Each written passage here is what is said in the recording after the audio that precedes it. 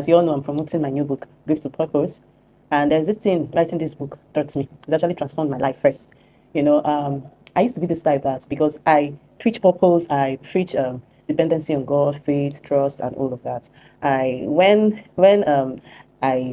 through grief, when the experiences of having to lose my loved ones started happening, I felt okay because I'm a child of God, yeah, just max 1 week, I'm done. God will strengthen me, God will comfort me, God will give me peace and all of that. But alas, I was so wrong. I was so wrong. Why? Because grief is no respect of persons.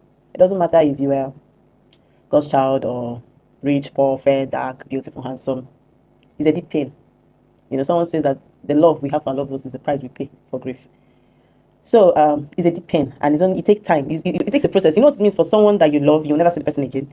Completely cut out, as in cut off. You'll never see the person again on this side of this world. That's not for us Christians. We'll see them at the resurrection. And so it takes a process, a lot of process. For me, I felt okay after the burial. I will get myself and all of that. No, no, no, no, no, no, no. There's a book I read. It said for some people it's 5 years. People grieve differently.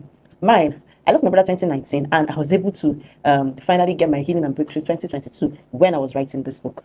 Because it helped me to go through the process again, go through it, go through the grief again, go through the story, go through the memories, go through everything.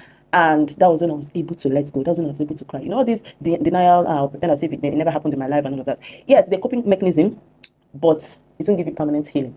So one thing you should take, or one lesson I learned from writing this book is go through the grieving process. When you get to the moment of acceptance, you will know. It taught me mindfulness, it taught me thankfulness, and then I found out that writing was actually therapeutic for me to, getting to write out my feelings and all of that. So I hope you learned something.